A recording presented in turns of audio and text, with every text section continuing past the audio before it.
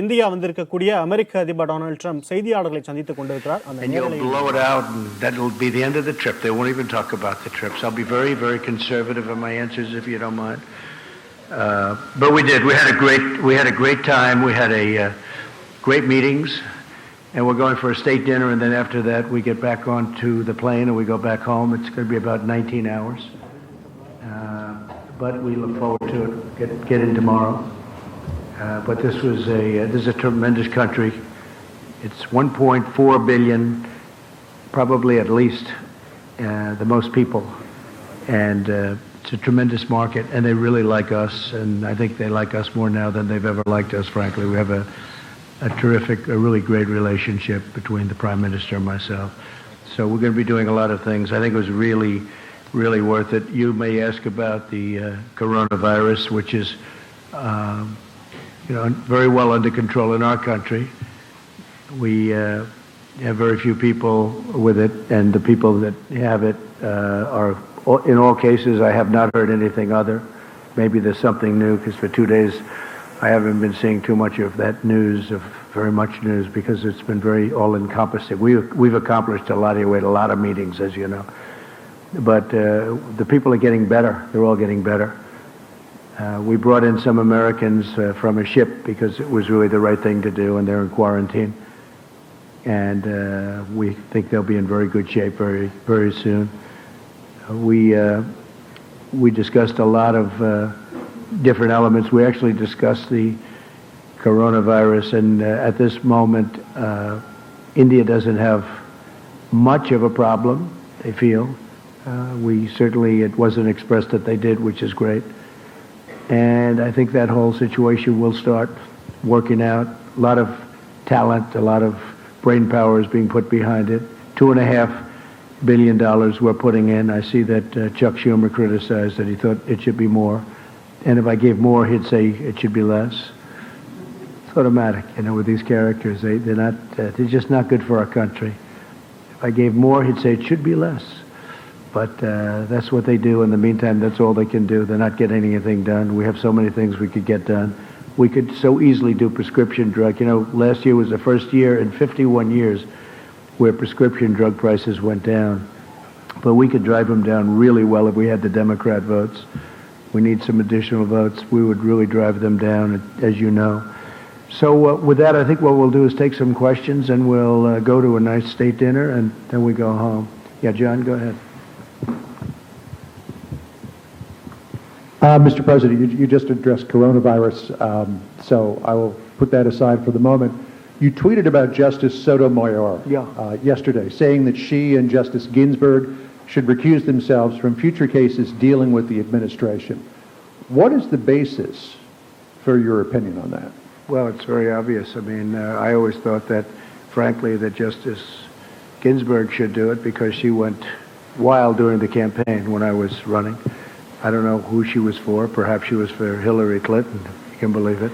But she said some things that were obviously very inappropriate. She later sort of apologized. I wouldn't say it was an apology, but she sort of apologized. And then Justice Sotomayor said what she said yesterday. You know very well what she said yesterday. It was a big story. And I just don't know how they can not recuse themselves for anything having to do with Trump or Trump-related. The right thing to do is that. Now, as a Supreme Court justice is a different standard, but at the same time, I think it's a higher standard in a certain sense. So they'll have to decide what to do. But her statement was so inappropriate when you're a justice of the Supreme Court, and it's almost what she's trying to do is take the people that do feel a different way and get them to vote the way that she would like them to vote. I just thought it was so inappropriate. Such a terrible statement for a Supreme Court justice. What was inappropriate about the statement? I'm not an attorney, so I can't really look into it. Well, you know what the statement was, John. She seemed to criticize the White House for running to the Supreme Court at the drop of a hat to seek a No, stand. I don't think that was it. But I think what she did say is she's trying to shame, the way I look at it, she's trying to shame people with perhaps a different view into voting her way. And that's so inappropriate. So let's see what happens. We have things, whether or not they recuse themselves, both. I mean, look, Justice Ginsburg, during my campaign, I protested at the time. She apologized in a very minor form. And what Justice Sotomayor said yesterday was really highly inappropriate, and everybody agrees to that. Virtually everybody. I've seen papers on it. People cannot believe that she said it. Yeah, please go ahead. Thank you, Mr. President. The intelligence community believes that Russia is trying to meddle in the 2020 election. Do you agree with their assessment? And what is your message to Vladimir Putin about potentially interfering regardless of the candidate they support? Well, you know, what I'm reading, and again, I'm over here for the last number of days, but they went to see Bernie, and they told Bernie about something having to do with they want Bernie to win. They did not tell me. Intelligence never told me, and we have a couple of people here that would know very well. They never told me anything about that, and it was sort of a strange thing that they went to Bernie. And now I find out, if I believe what I read in some of your documents and some of your papers, that it was highly exaggerated. And frankly, I think it's disgraceful. And I think it was leaks from the Intelligence Committee, House version, and I think that they leaked it. I think probably Schiff leaked it, but people within that, Schiff leaked it, in my opinion. And he shouldn't be leaking things like that. That's a terrible thing to do. But basically, they would like to see Bernie is probably winning, and looks like he's winning, and he's got a head of steam, and they maybe don't want him for obvious reasons. So they don't want him, so they put out a thing that Russia's backing him. This is what they do. I've gone through it for a long time. I get it. I get the game better than anybody. And that's the way it is. Terrible thing to say. And they didn't say it about me. I will say this. Somebody leaked it in intelligence, but nobody ever told me that. We have Ambassador O'Brien in the audience someplace, and he can tell you that this was never discussed with us. So I think it's terrible. They ought to stop the leaking from Intelligence Committee. And if they don't stop it, I can't imagine that people are not going to go after them and find out what's happening. Yeah, please. But do you believe... Go ahead, ma'am. Mr. President, this is Madhu Bhatia from Indian TV News, ABP Yes. News. And you're trying to get a peace deal with the Taliban, and India has a growing investment in Afghanistan. So the way the deal is being worked out, what would be India's role and Pakistan's role in the region? Well, I think India would like to see it happen. I spoke with Prime Minister Modi today, and I think they would very much like to see it happen. And we're pretty close. We'll see what's going on. We've got 2 days now under our belt without violence, or I guess a minimum of violence. And we'll see what happens, but people want to see it. It's very interesting, that one. Everybody's happy about it, even people that are normally against me, like 99.9% of the time, because we've been there for 19 years, and everybody would like to see it happen. I was actually surprised. I thought the Schumers of the world would say whatever the opposite is, because that's all they can do, cry and chuck. But people are they're really happy to see that we're trying very hard. We'd bring it down to 8,600, and from there we'll make a decision as to what the final outcome would be. But there's been tremendous praise for the fact that we're doing something. Other administrations have tried to do something. In particular, the previous administration, for a long time, they were never able to get anything done. And we're really serving not as a military force as we are a police force. And we're not a police force. They have to police their own country. We're not a police force. It's like law enforcement. And that's the way it is. So we'd like to, after 19 years, we'd like to bring our young people back home, bring them, that's where they want to be. And we'll always have intelligence there. We'll have other things there. But we'd like to bring them, for the most part, we'd like to bring them back home. We want to watch the area. The area is a hotbed of problems. And when we bring them home, we'll let them know that if something happens, we will hit them so hard. And we could win that easily if I wanted to kill millions of people. I don't want to kill millions of people, innocent people. We could win that very easily. We don't have to act as a police force. We could act as a military force to win, not a military force to just take care of things in that very, very difficult part of the world. It's a very difficult part, a very dangerous part of the world. So let's see what happens. So far, so good. So far. But I'm very impressed with the kind of kudos we're getting. Yes, please. Mr. President, namaste. I'm Saurabh Shukla. I'm editor-in-chief of News Mobile. If you remember, I interviewed you during your last campaign in New Jersey. Good. And I asked you this question earlier at that time about a Trump doctrine on fighting out Islamic fundamentalism, which you spoke about and you discussed with Prime Minister Modi, and you spoke about the Modi-Trump doctrine. So what is your roadmap to fight out Islamic radical terrorism? Well, I don't think anybody's done more than I have, if you look, because I came in, and if you check your maps and look at Iraq and Syria, it was all over. In fact, they had it painted a certain color. I won't tell you what color because it doesn't matter. Somebody will say it was a Republican color, so I don't want to get people confused. But it happened to be red, and it was basically trying to show where ISIS was in those areas. And it was out of control. And I gave the orders, and we have 100% of the caliphate. We have tens of thousands of people in prisons now. They're being guarded by the Kurds and others. Europe should take a lot of them back. So far they haven't agreed to do that. They should do that because we did them a big favor. We captured them, but I did that. We killed al-Baghdadi a few months ago, and Soleimani is gone. He's no longer putting roadside bombs all over the place. Somebody else may be, but he was the father, the king of the roadside bomb. All of those young people that you see with missing legs and arms. I've seen every combination. The legs are gone. You go over to Walter Reed. I have to say the doctors at Walter Reed are incredible what they're able to do. Incredible. But that's what his thing was. He thought that was a beautiful weapon. Roadside bombs. It's a coward's bomb. And all of these young people that have been so badly hurt.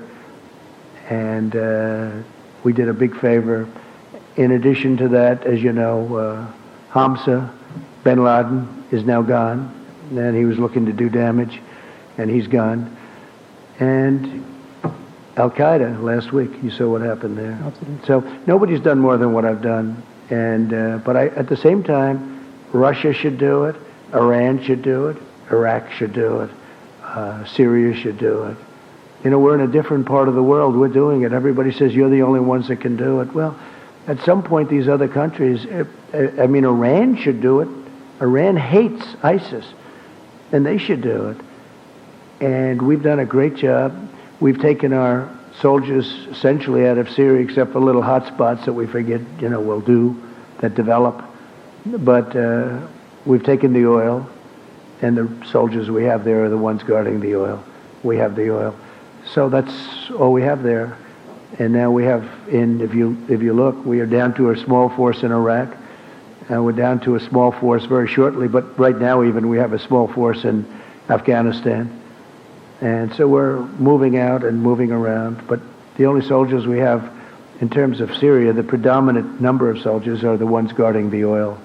What about terror groups in Pakistan, sir? That's a big concern in this region, and there are a lot of terror groups who pose dangers to the United States and democracies like India as well. Yeah, no, I agree, but you also have other countries that can do this. The United States is 8,000 miles away, and they're all saying, could you do it? Yeah, we could do it. We've been doing it for a long time, but I've been doing it much better than anyone else has done it. I mean, what we've done in the last couple of years has been incredible. We have 100% of the caliphate. Remember, we had 99%. I'd say, good, we're leaving.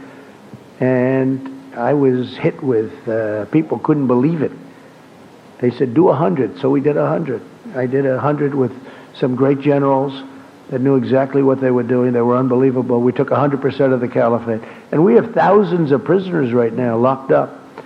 And these are ISIS fighters and killed thousands. Not that I want to do that. I don't want to do that. But that's what we had to do.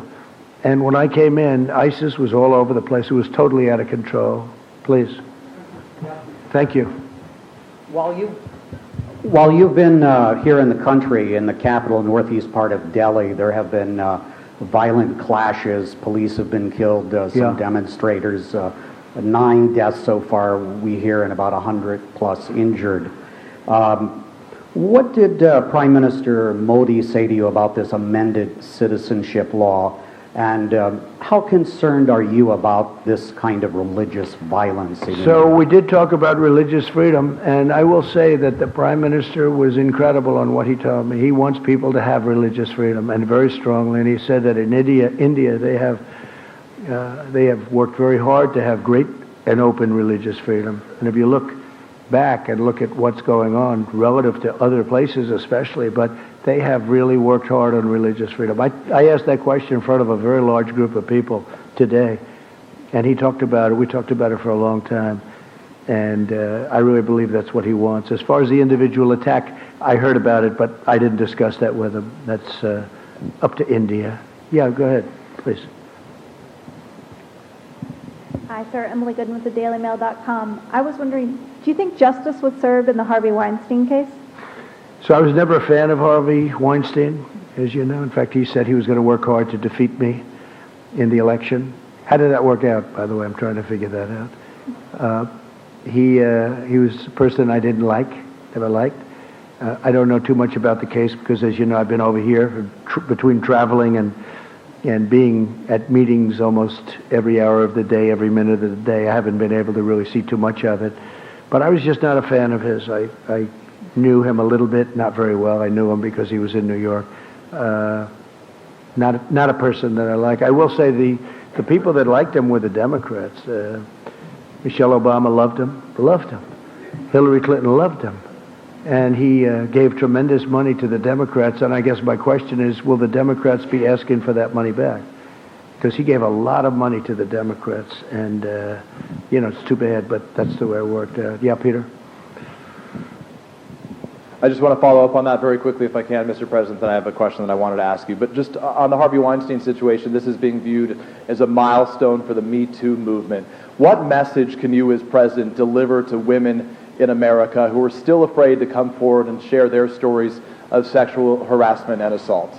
Well, again, I don't know the actual results. I haven't seen too much because I've been in India, as you know. Aside from but this case, I think.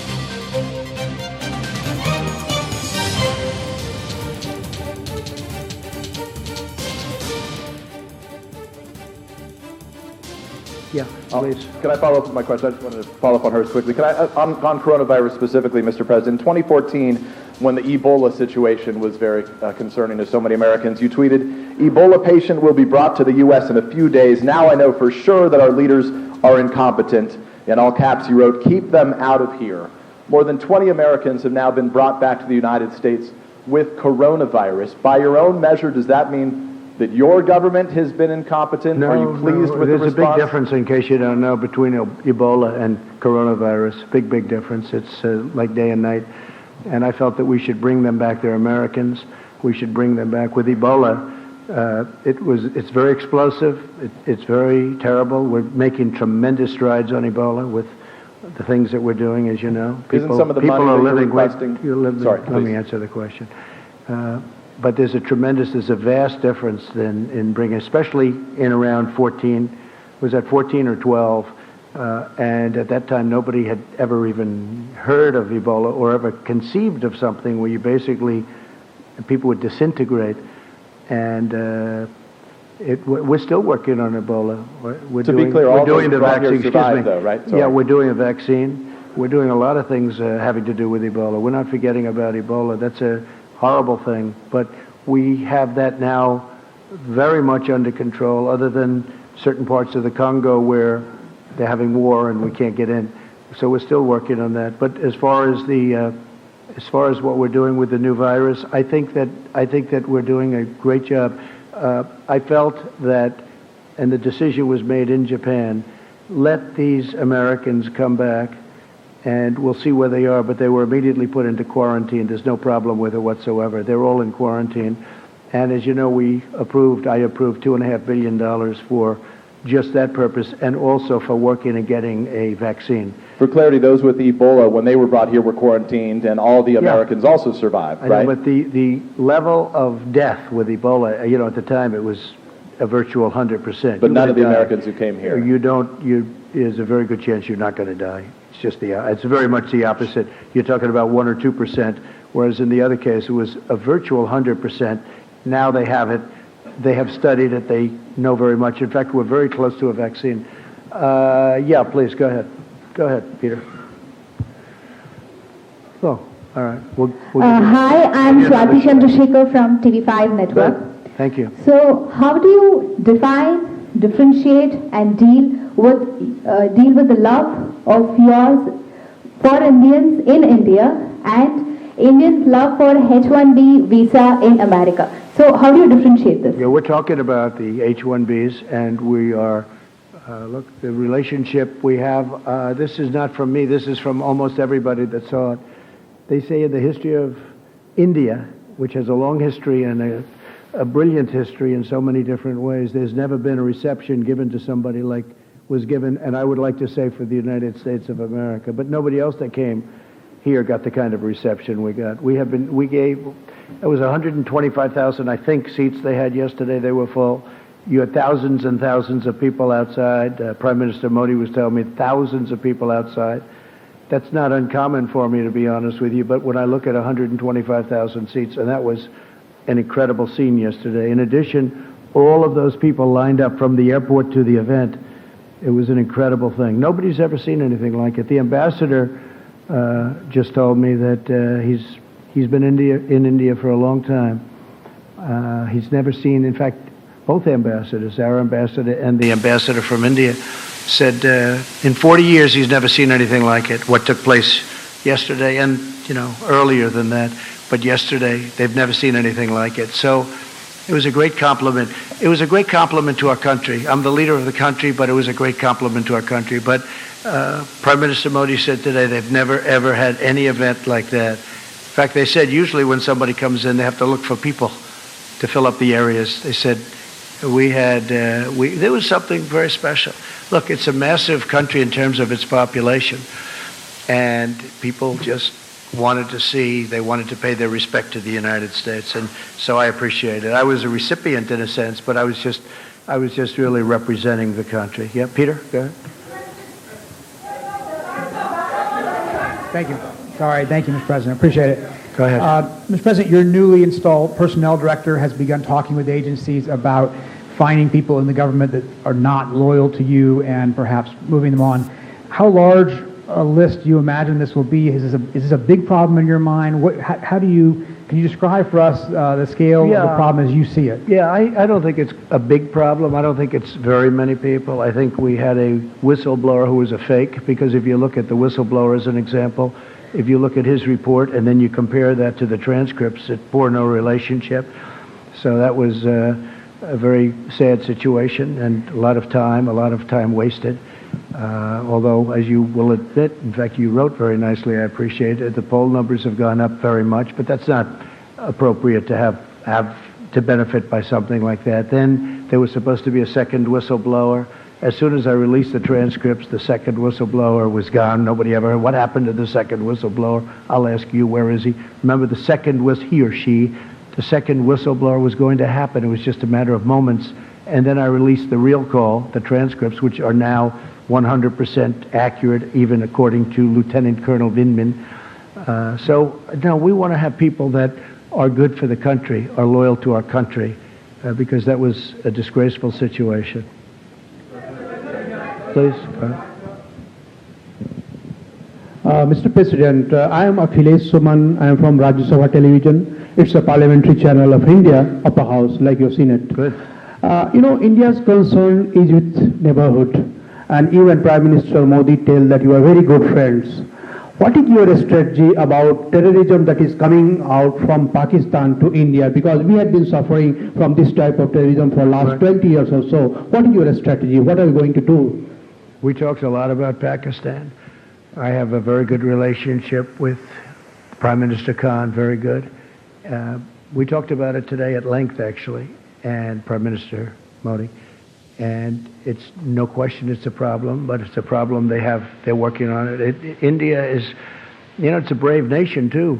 There's no pullback from India. And we just hope, and I said I'll help, I'll do whatever I have to do if I can do that, because my relationship with both gentlemen is so good.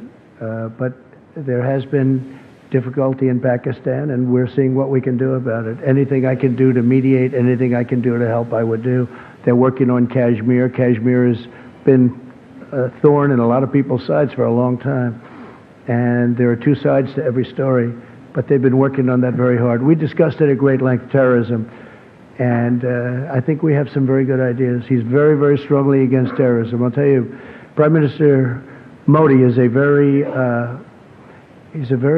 religious man, as you know. He's a very calm man, but he's actually a very, very strong person, very tough, actually. When I've seen him in action, and he's got that foremost in his mind, terrorism. He'll take care of it. Please. Go ahead. You, right here. That's fine. Right there. Okay. Mr. President, thank you. The backbenchers have been waiting for far too long. I'm Richa from Business Line, and we would like to take you to your today's meetings. Before coming to India, you said trade deal will be later, but of course sometime soon. In the morning, you spoke about energy security and energy deal, and you are already the 5th supplier to our country. You said other sources also. We would like you to elaborate on that. When we are talking energy security and energy deal, what are we looking at? Yeah. And is nuclear happening? So we talked about many things, many things. We talked about Iran. We talked about Iraq. We talked about, we were together for 2 days. I'm going to be with Prime Minister Modi tonight for a state dinner at 7 o'clock. It starts at 7, I believe. And we talked about exactly all of the things that you're talking about. We also talked about tariffs because, as you know, India is probably the highest tariff nation in the world, meaning charging tariffs to outsiders. And I said, we have to stop that. We have to stop it, at least as it pertains to the United States. And I think we're understanding each other. With China, we worked a deal, and we worked it because of the tariffs, and I was able to leave the tariffs on. That will take care of phase 2. We still have 25% on $250 billion. But in the meantime, we're working with China very much on the virus. We feel that's something. And I have to tell, I spoke to President Xi the other day. He is so committed to solving that problem. He is working very hard. He is very capable. The country is very capable. And it snuck up on him, but I think he's going to do well. Now you see it's going to South Korea, and it's going to Italy, and it's going to other places. But I spoke to all of them. They're all working very, very hard on it. The United States, because of an early decision I made a decision. I believe it was the first time it's ever been done. We closed the country to certain areas, as you know. And I was criticized for that decision. Now they're saying it was a good decision. I think it was a good decision because we have very few people. And you can add to it a few people that we took in because they were Americans. I mean, what are we going to do? And they were almost in between countries where people weren't going to take them, and they're Americans. But they're fully quarantined. They call it fully quarantined. So, we did the right thing. If you were out there, if you were an American and you refused to have any help from your country, these were wonderful people. It wasn't their fault. So, but we're really down to probably 10. Most of the people are outside of danger right now. But we've had a very strict line on the people that would take in the areas from which we take. And I did it very early. It's never done before, and I did it early. So I think it was a good decision as it turned out. Yeah, please. Just wanted to follow up on my colleague's question about Russian interference. Can you pledge to the American people that you will not accept any foreign assistance in the upcoming election? And on this idea of a purge in your administration, there was recently the departure of your acting DNI, Joseph McGuire. You replaced him with your ambassador to Germany, Rick Grinnell. Some of your critics have pointed out that Ambassador Grinnell has no intelligence experience. How can you justify to the American people having an acting DNI with no intelligence experience? Okay, first of all, I want no help from any country, and I haven't been given help from any country. And if you see what CNN, your wonderful network, said, I guess they apologized in a way didn't they apologize for the fact that they said certain things that weren't true? Tell me, what was their apology yesterday? What did they say? Mr. President, I think our record on delivering the truth is a lot better than yours sometimes. Your you don't record mind me is, saying. let me tell you about your record. Your record is so bad you ought to be ashamed of yourself. You have probably I'm the not worst ashamed of record. anything, and our You probably have the organization worst is not record in the ashamed, history of broadcasting. As far as McGuire is concerned, he's a terrific guy, but you know, on March 11th his time ended anyway, so his time came up. So we would have had to, by statute, we would have had to change him anyway. So the Well, your time new was there. DNI have experience I in think, the intelligence yes, field? yes. In fact, we're talking to 5 different people right now. I think all people that you know, all people that you respect, and I'll make a decision probably over the next week to 2 weeks. We have some very good people. But Joe McGuire is a very excellent guy. He's a very good man. And his time was March 11th. I believe it was March 11th where he would have had to leave. Was he But we forced are out going because he to- wasn't sufficiently loyal to you? No, not at all. Not at all. He was pushed out because, frankly, he wasn't pushed out. He would have had to get out. On March 11th, he would have had to leave. But we're going to be making a decision on DNI very shortly. Thank you, sir. Yeah, please. Go ahead, please. Yeah. Mr. President. Well, that's not nice. Yeah, let her do it. Let's go one I by know, one. but you ripped the mic out of her hand. You can't do that. So rude. Boy, that wasn't very nice. He's... President Trump, I Worse hope than you're you. having a good visit here in India. I'm Ruchi Bhatia from ET Now. We have heard from Prime Minister Modi as well as you on a long impending trade deal. It's still not happened. Even today we heard both you and him talking about how in future there is going to be one. Have you been able to figure out the kind of differences that were there earlier? we know especially on data localization? That has been one of the sticky points. Sure. We know the problems. I know the problems. Previous administrations had no clue. They didn't know the problems. I know the problems. We're being charged large amounts of tariffs, and can't do that. Can't do that. And so they understand that that's where I am, and if they want to deal with us, and they will, they're going to, just like China. Everybody said you'll never make a deal with China. I made a deal with China. It's a great deal. They're going to buy $250 billion worth of product, and that's only a piece of the deal. It's a large piece. It's probably 40 to 50%, but it's an incredible deal. In addition to that, we're taking in billions and billions of dollars worth of tariffs that we can now use for phase 2, because they want to get rid of the 25%. So we have the 25%. They want to get rid of it. Well, with India, India is, I think, the highest, again, I said it before, but the highest tariff. When you deal with India, Harley Davidson has to pay tremendous tariffs when they send motorcycles in here. When India sends motorcycles into the U.S., there's virtually no tariff. For the most part, there is absolutely no tariff. So I just said that's unfair, and we're working it out. We're working it out. Go ahead. Good evening, President. I think we'll win that one easily. We're working on that. Yeah, we're working on that, Joe. Good evening, President. This is It's just Anurag not a fair Sarita. situation when one company is paying 100% in the case of numerous companies, not just Harley, but where they're paying tremendous. And actually, tariffs were raised not too long ago. And we also did something. There was a form of rent control that was, if you put it in a different sense, it was given to India, and we terminated that. You know that. We terminated it. No, we're talking. We have great discussions. Look, I can't lose this. I can't lose it. You know why? I'll never lose it. It's too easy. Because I want reciprocal. It has to be reciprocal. And the money you're talking about is major, but the United States has to be treated fairly. And India understands that. The relationship is outstanding, but India understands that. We've had a tremendous deficit for many, many years with India, with everybody, you know, with, frankly, so many different countries. We've had a massive, massive deficit, but a large deficit, $30 billion with India. It's now down to $24 billion because of what we've been doing, but still, that's too high. We shouldn't have a $24 billion deficit. With other countries, we have more than that. Japan, we're doing now $40 billion is coming in. A lot of very good deals are being made, and they'll be kicking in toward the end of the year.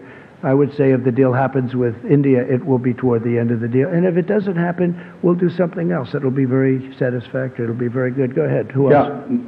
Yeah. President, my question is that you said at the time of the Article 370 abrogation that you would like to mediate in Kashmir, but India rejected it. No, I'd What like to is be your- able what is no, your- excuse me, I my didn't say- question- my question is wait, completely wait. I didn't say that. I didn't say anything about that. I just said Kashmir, obviously, there's a big problem between Pakistan and India, and I think they're going to work out their problem, but I will say they've been doing it for a long time. Okay, my question is something different at the moment. What is your position at the moment on India's Citizen Amendment Act at the moment? I don't want to discuss that. I want to leave that to India, and hopefully they're going to make the right decision for the people. That's really up to India. President, Yeah, good go evening. ahead, please. Please. Thank you, Mr. President. Okay. My name is Nilüfer Sahravardi, an Indian journalist, and I have a very simple question. Go ahead. Now, back home, when you reflect upon your tour of India, the first diplomatic visit to the country, how would you describe it?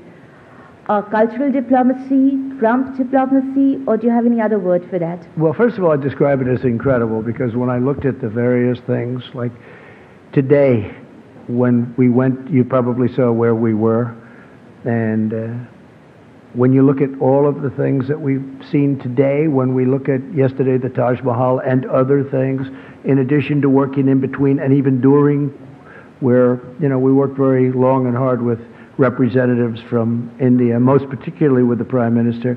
I just think it's an incredible country. It's got unbelievable energy. You see that when you come in from the plane. When you see from, I think I can say, virtually from the plane to whatever venue we were going to, it was wall-to-wall people. They've never seen anything like it. Somebody said it was the greatest greeting ever given to any head of state from any country. Now, India has more people than any other country, a little bit more than China, How a little would you bit tiny. describe it diplomatically? Is it Trump diplomacy? I think the diplomacy? diplomacy is a diplomacy of great friendship and respect, and I think it's going to all work out very well. I really do. I admire your country tremendously. I respect your Prime Minister tremendously, and I think it's really a diplomacy of friendship, and I think it's going to work out very well. Okay? Okay? Go ahead, please. Please, go ahead. Right next to Steve. Thank you, Mr. President. As you know, the Chinese government recently ejected several Wall Street Journal reporters.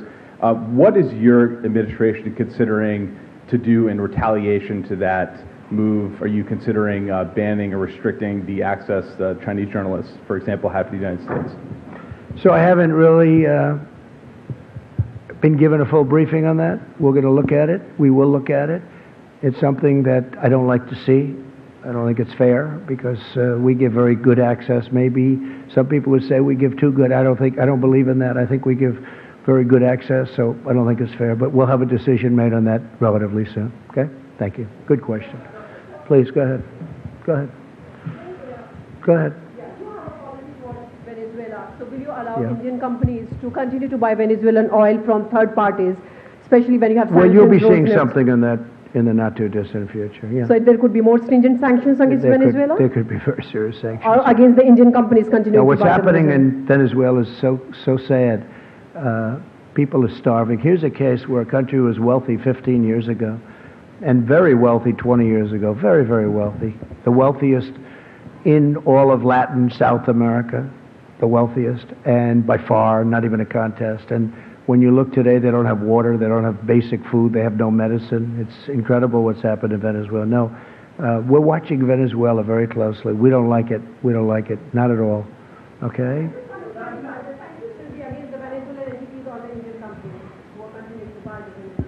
You're going to see in a little while. You're asking a question right in the middle of us doing something. Go ahead, please. Ali Maqbool from BBC. There were some back home that were hoping you would raise concerns about some of these policies that Prime Minister Modi has introduced that discriminate against Muslims, and also about a rise in hate crimes here in India. But as someone well, we did discuss that, and we discussed that, and specifically Muslims, and we also discussed Christians. But someone and I had a very powerful answer from the Prime Minister. We talked about religious liberty for a long period of time in front of a lot of people, and I had a very, very powerful answer. And as far as Muslims are concerned, as he told me, I guess they have 200 million Muslims in India, and a fairly short while ago they had 14 million. and he said that they're working very closely with the Muslim community. But so you yourself have been criticized for policies that have discriminated against Muslims, like the travel ban. There's also been a rise in hate crimes over the last couple of years in the US. So are you in a position to talk to him about those subjects? Yeah, I won the travel ban, as you probably know. A lot of people said I lost it. No, I won the travel ban, and we use the travel ban where we think there's, not based on religion, but where we think there's going to be trouble, where we're looking at certain countries. As you know, we added a few countries onto it. But we won the travel ban, and we won it in the Supreme Court. So the travel ban is not a thing against Muslims. It's a thing against areas where we don't want people coming into our country that are going to cause problems, cause harm, cause death, hurt our people. And I feel very strongly about that. Okay, please, go ahead. Thank you very much, Mr. Thank you. President. Thank you very much. Thank you. I'm Jing Yishan with Shanghai Media Group. I'd like to know, some people say that India could be to the U.S. in Asia during the 21st century what the UK was in Europe during the 20th century. How do you view it? Well, I think that India is going to be a tremendous player over the next, it's now, right? But over the next period of 50 years and 100 years, look, you're talking about the largest population in the world. You're talking about a tremendous country in terms of its heritage, its potential wealth, frankly. Right now, they have incredible potential. Economically, they have great potential. Their schooling system is getting better all the time. They're doing a fantastic job in certain sectors with respect to education. We see it. In the United States, we see it. We have a lot of Indian students coming to our schools. They're great students, and they've done fantastically well at our schools. But we have thousands and thousands of people coming from India coming to our colleges in particular, schools, but our colleges in particular. No, India's got a phenomenal future. I mean, you can rarely think of a place that has a better future than India, and highly respected, especially with leadership like Prime Minister, right? Modi. Yeah. Go ahead. Pick one. Go ahead. Sir, Ritu Parna from CNBC TV 18 India. American companies have been investing in India for a long, long time. Are you satisfied with the Indian investment regime, especially on issues like multi-brand retail and e-commerce, on which companies from US have a lot of interest in? So I'm very satisfied because they're investing tremendous amounts of money. I met Mr. Patel a little while ago. He's the largest steel person in the world by far. I don't think there's even a contest. And he's going to be building $1 billion plant in Alabama. We had the press, I left him in there. Always a risky thing to do. But if you see let's say we asked, answered 15 questions, they were talking about how much better it is to work in the United States now in terms of their investment. They have done a fantastic job. These are some of the biggest entrepreneurs in the world. I'm not even sure if the media really understood who they were. I knew many of them. Certainly heard of all of them. The job they've done is incredible. But Mr. Patel, who's the biggest steel company, certainly the biggest steel individual, but I think he's the biggest steel company by a lot. He's investing billions of dollars in the United States, and he's only doing it because of what I've done to bring back the steel industry. The steel industry was dead, absolutely dead in the United States, and now it's a vibrant industry. It's incredible. And we need it. Again, we need it for defense. It's not just like certain industries that you don't need. We need it for defense. But he was glowing, and one of the reasons he's spending $1 billion in Alabama and more money in other places in the United States is because we brought it back. So we're very proud of that. So I think what we'll do is we're going to see some of you on the plane on the way back. It's been an honor to be here. It's an incredible place with incredible leadership and an unbelievable future. And I just want to thank you all, and I'll see you back in the States, and I think some of you are on the plane, and we can talk a little bit on the plane too. Thank you very much, everybody. Thank you very much.